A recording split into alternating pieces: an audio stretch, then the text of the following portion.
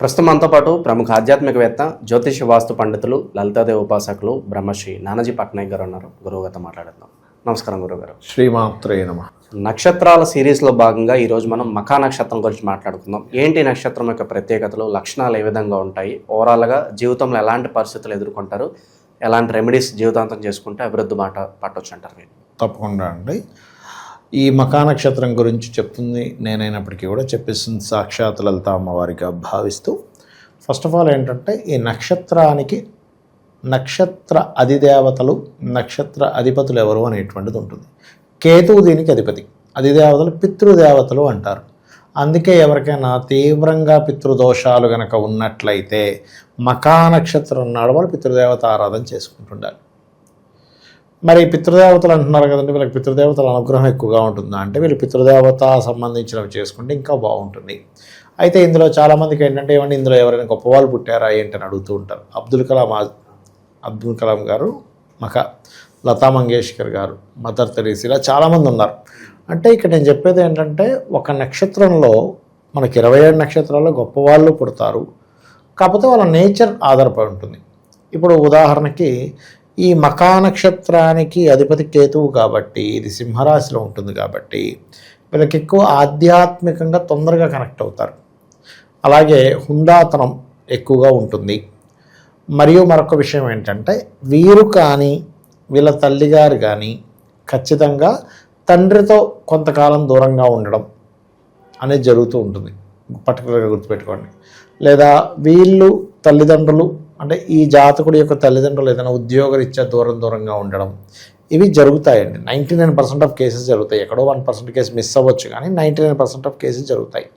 అయితే వీళ్ళకి ఇంట్యూషన్ కానివ్వండి, ఆధ్యాత్మికత కానివ్వండి, అదేవిధంగా ఎంత హుందాగా అంటే ఎంత హోదాలో ఉన్నా సరే డౌన్ టు ఎర్త్ ఉండడము, ఈ లక్షణాలు అధికంగా ఉంటాయి.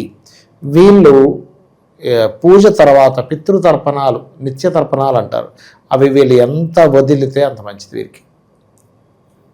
అయితే వీళ్ళకి సహజంగా మఖా నక్షత్రం అనగానే సెకండ్ లార్డ్ బుధుడవుతాడు. అండ్ ఈ నక్షత్రానికి ఉండేటువంటిది ఏంటంటే ఎక్కువగా వీళ్ళు ఆరోగ్య సంబంధించినవి చేయడం అనేటువంటిది మంచిది. అండ్ అదేవిధంగా మరొకటి ఏంటంటే వీళ్ళు ఏదైనా ఒక మాట మాట్లాడేటప్పుడు అందులో ఎంత కావాలో అంతవరకు మాట్లాడతారండి. ఒక మాట ఎక్కువ మాట్లాడడం ఇష్టం ఉండదు వీళ్ళకి. ఎందుకంటే 99% ఆఫ్ కేసెస్ ఇట్లాగే ఉంటాయి. హుందాగా ఇప్పుడు మనం ఒక పెద్ద స్టోరీ చెప్పాలి, వీళ్ళు దాన్ని ఒక 10 లైన్లు చెప్పాల్సిందని ఒకే లైన్లో అర్థమైపోయేలాగా, అందులో హుందాగా ఉండేలాగా, అక్కడ కట్ చేసేలాగా అట్లా మాట్లాడతారు వీళ్ళు మాట్లాడటం మఖా నక్షత్రం వాళ్ళు. ఓకే, అందులో ప్రతి లైన్లోని, ప్రతి అక్షరంలోని, ప్రతి మాటలోనే ఆ హుందాతనము నాకు అవసరం లేదన్నట్టుగా ఉండడం, ఇది ఇంతవరకు లిమిట్ ఉంటే మంచిదనడం అనేటువంటిది వీళ్ళ మెయిన్ ఇది అవుతుంది. అట్లాగే ఇంకోటి ఏంటంటే వీళ్ళకి సర్వసాధారణంగానే ఇప్పుడు ఎవరితో రిలేషన్స్ పెట్టుకోవడం కూడా మరీ విపరీతంగా ఉద్దేశించినట్టుగా ఏముండరు. ఎందుకంటే వీళ్ళకి ఇంట్యూషన్ బాగా పనిచేస్తుంటుంది మఖా నక్షత్రం వారికి. అంటే ముందుగా జరగబోయేది స్వప్నంలోకి రావడము, లేకపోతే ముందుగా జరగబోయేది అంచనా వేయడము, ఇవి అధికంగా ఉంటాయి. అయితే ఈ కేతువు యొక్క నక్షత్రంలో పుట్టినందుకు వీళ్ళు ఏదైనా ప్రాపర్టీస్ తీసుకునేటప్పుడు, ముఖ్యంగా ల్యాండ్స్ తీసుకునేటప్పుడు కొంచెం వీళ్ళ యొక్క కుజుడు ఎలా ఉన్నాడో చూసుకొని తీసుకోవాలి. లేకపోతే ఏమవుతుందంటే వీళ్ళు అంటే ఎవరో కబ్జా చేసుకోవాలని రూల్ ఏం లేదు, కానీ వీళ్ళు ఏదైనా ఒక ల్యాండ్ తీసుకునేటప్పుడు ఆ ల్యాండ్ రిలేటెడ్ సంబంధించిన విషయంలో ఏదో ఒక చిన్న లిటికేషన్ ఉండడము, లేకపోతే అయ్యో ఇక్కడ నేను మనీ ఇక్కడ పెట్టాను ఏంటని అనుకోవడం జరుగుతాయి. ఎప్పుడు ఎక్కువగా జరుగుతాయి ఇవి అంటే ఒకవేళ సింహరాశిలో మఖా నక్షత్రం ఉంటుంది, సింహరాశితో పాటు సింహలగ్నం కూడా అయింది, వాళ్ళ కుజుడు పాడయ్యాడు, మరింత జాగ్రత్త తీసుకోవాలి అక్కడ, అది మెయిన్గా చూసుకోవాలి. అదేవిధంగా వీళ్ళకి ఎందుకంటే ఇక్కడ నేను మీకు ఒక విషయం చెప్పాను స్టార్టింగ్లో ఏంటంటే ఈ జాతకుడు తల్లిదండ్రులతో దూరంగా ఉండడం, లేకపోతే వీళ్ళ తల్లిదండ్రులు ఏదైనా ఉద్యోగరీత్యా దూరంగా ఉండడం, ఇట్లాంటివి జరుగుతాయని చెప్పాను కదా. దీంతోపాటు వీళ్ళ సంతానం కూడా ఏదైనా ఉద్యోగరీత్యాను, చదువురీత్యాను వేరే ప్రదేశానికి వెళ్ళడము, అలాగే ఈ నక్షత్రంలో పుట్టినటువంటి వారికి కూడా కొంచెం జీవిత భాగస్వామి విషయంలో ఈ మఖా నక్షత్రం కేతు నక్షత్రం కదా, పొరపాటును కూడా శని నక్షత్రాలు ఉంటాయి. అంటే ఏమిటవి? పుష్యమి, అనురాధ మరియు అదేవిధంగా ఉత్తరాభాద్ర, ఈ నక్షత్రాలతో వివాహం చేయకూడదు. అదేవిధంగా శని నక్షత్రాలతో పాటు కొన్నిసార్లు రాహు నక్షత్రాలు, ఎందుకంటే ఈ రెండు different energies. Rahu is Asha, Ketu is వైరాగ్యము, భక్తి, ఒక దేని మీద ఒక టాప్ పొజిషన్లోకి వెళ్ళడం. ఎందుకంటే వీళ్ళు కనుక సరిగ్గా మనసు పెట్టి కనుక పని చేస్తే వీళ్ళు అందుకున్నంత టాప్ పొజిషన్ ఎవరు అందుకోలేరు. మీరు చూడండి లతా మంగేష్కర్ గారు, ఆవిడ పాడినట్టుగా ఇంకోళ్ళు పాడాలంటే ఇట్స్ ఇంపాసిబుల్, హై పిచ్. ఇప్పుడు అబ్దుల్ కలాం గారు ఉన్నారు, ఆయన ఎంత సేవ అండి, అసలు ఎంత డౌన్ టు ఎర్త్ ఉంటాడు అంత వ్యక్తి అని అనిపిస్తుంది మనకి, అవునా? మదర్ తెరీసా ఎంత సేవాభావం అండి. అంటే ఆవిడ చాలా ఉన్నాయిలండి, ఆవిడ కొంతమందిని కన్వర్ట్ చేసింది అనేది పక్కా పెడితే చెప్తున్నాను మీకు. అంటే వాళ్ళు మిషనరీస్ నడిపింది, అవని ఫేక్ అని అదని ఇదని చెప్తూ ఉంటారు. కాకపోతే నేను అనేది ఏంటంటే ట్రూత్ ఏంటి ఇక్కడ అని చూసుకుంటే ఈ నక్షత్రంలో పుట్టిన వాళ్ళు ఒక టాప్ పొజిషన్లోకి వెళ్ళడానికి most of the times chances ఉంటాయి. ఎందుకు అంటే ఇక్కడ చంద్రుడు, రవి, చంద్రుడేమో ఆ నక్షత్రం మీద ఉన్నందుకు ఆ నక్షత్రం అయింది. రవి యొక్క రాసుల్లో ఉంది. రవి ఎప్పుడు కూడా దేనికి కారకుడు? ఎవరి జన్మజాతక చక్రంలో అయినా సూర్య భగవానుడు బాగున్నాడు అంటే అది టాప్ పొజిషన్లో తీసుకెళ్తాడు. సూర్యుడు బాగోకపోతే టాప్ పొజిషన్లోకి వెళ్ళాడు మనిషి. సో మనసు కారకుడైన చంద్రుడు ఎప్పుడైతే రవి యొక్క రాసుల్లో ఉన్నాడో ఆ మనసు ఎప్పుడూ కూడా నేను ఒక పొజిషన్లోకి వెళ్ళాలి, వీళ్ళు రాజకీయాల్లోకి వెళ్ళారా టాప్కి వెళ్ళిపోతారు, అలాంటి యోగాన్ని ఇస్తుంది ఇక్కడ. అట్లాగే ఇంకో విషయం ఏంటంటే ఇందాక నేను చెప్పినట్టుగా ఈ రాహు నక్షత్రాలు, శని నక్షత్రాలు చెప్పాను కదా, రాహు నక్షత్రాలు ఏమిటవి అని చెప్పి చూసుకున్నట్లయితే వీళ్ళకి ఆర్ద్ర, స్వాతి మరియు అదేవిధంగా శతభిష నక్షత్రం వాళ్ళతో కూడా చేయడం మంచిది కాదు. అంటే ఏమి లేదు, మనస్కారకులు యొక్క చంద్రుడి యొక్క నక్షత్రాలు అయినందుకు వ్యతిరేకంగా ఉంటాయి వీళ్ళ యొక్క మానసిక స్థితి అనేటువంటి. అంతేగాని అదేదో ఆ నక్షత్రాల వల్ల మంచి కాదు, ఈ నక్షత్రం వల్ల మంచిని కాదు దాని అర్థం. అలాగే ఈ కేతు యొక్క నక్షత్రంలో పుట్టిన వాళ్ళు మిగతా రవి నక్షత్రం వాళ్ళని చేసుకోవచ్చు, చంద్రుడు ఓకే, కుజుడు ఓకే. కాకపోతే ఏంటంటే ఈ కేతువు కనుక వీళ్ళ జన్మజాతకంలో శనితో కలిసి ఉన్నాడు, అప్పుడు అవతల వాళ్ళు కొంతమంది అంటుంటారు సేమ్ నక్షత్రం వాళ్ళు చేసుకోవచ్చా అని.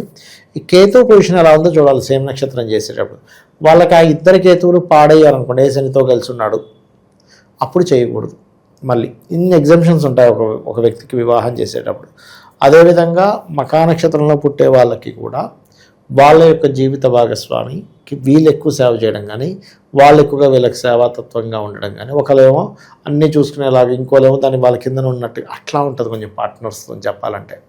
అలాగే ఈ నక్షత్రంలో పుట్టినటువంటి వారి యొక్క జీవిత భాగస్వామి కూడా వేరే ప్రదేశానికి వెళ్తే లైఫ్ బాగుంటుంది. ఈ నక్షత్రం అనే కాదు, ఈ లగ్నంలో పుట్టినా కూడా. అంటే వీళ్ళ వివాహం అయింది, భర్తకి అబ్రాడ్ ఛాన్స్ వచ్చింది, అలాంటప్పుడు ఓకే చేయాలి. ఓకే చేయకపోతే ఏమవుతుంది అంటే మళ్ళీ వాళ్ళ ఎదుగుదల అక్కడికి ఆగిపోతుంది. వీళ్ళు బయటికి వెళ్ళొస్తేనే జీవితం. ఇప్పుడు సింహలగ్నం, పర్టికులర్గా సింహలగ్నంలో పుట్టారు, మనం రాశి గురించి మాట్లాడుకుంటున్నాం కానీ సింహలగ్నంలో పుట్టారు అనుకోండి, వాళ్ళకి ఏం చేయాలంటే వాళ్ళ లైఫ్లో వాళ్ళ జీవిత భాగస్వామికి, అది స్త్రీ అయినా పురుషుడైనా కూడా, వాళ్ళకి గనక విదేశీ యోగం వచ్చింది, కళ్ళు మూసుకొని వెళ్ళేసి రావాలి ఫస్ట్. అది ఎప్పుడైతే వాళ్ళు నేను వెళ్ళను ఇక్కడే ఉండిపోతాను నిర్ణయం, రాంగ్ డెసిషన్ తీసుకుంటారో వాళ్ళ ఎదుగుదల, అంటే ఈవిడిది ఎదుగుదల ఉండదు, జీవిత భాగస్వామిది ఎదుగుదల ఉండదు. అది ప్రధానంగా గుర్తుపెట్టుకోవాలి. అదేవిధంగా కొంచెం ఏంటంటే ఈ నక్షత్రంలో పుట్టిన వాళ్ళకి రాయల్గా ఉండే లక్షణాలు అధికంగా ఉంటాయండి. ఎందుకంటే ఎంతైనా సింహం కదా. చాలామంది ఏమనుకుంటారంటే కోపం ఎక్కువగా ఉంటుంది అలా అనుకుంటారు. అలాగే కోపం కాదు, అక్కడ వాళ్ళకి ఆత్మాభిమానం ఎక్కువ, అర్థమైందండి. అలాగే డైలీ ఇందాక నేను చెప్పినట్టుగా ఈ పితృతర్పణాల వదులుతూ మనస్సులో ఒక్కసారైనా పితృదేవతను తలుచుకోగలగాలి. వీళ్ళకి ఏదైనా ఆటంకం కలుగుతుంది, రెండు విషయాలు వీళ్ళు బాగా తలుచుకోవాలి. ఒకటి గణపతిని, ఇంకోటి పితృదేవతల్ని. వీళ్ళిద్దరిని ఎంత తలుచుకుంటే ఏ పని చేస్తున్నా ఏదైనా ఆటంకం వచ్చినా అంత బాగుంటుంది వీళ్ళకి లైఫ్ అనేటువంటిది. అలాగే ఈ నక్షత్రంలో పుట్టిన వాళ్ళు కొంచెం ఎప్పుడైనా కళారంగ సంబంధం వైపు వెళ్తే మాత్రం కొంత ఇబ్బంది వస్తుంది. ఎందుకంటే ఇది కేతు నక్షత్రం, కళారంగమేమో అంతా శుక్ర సంబంధించినవి.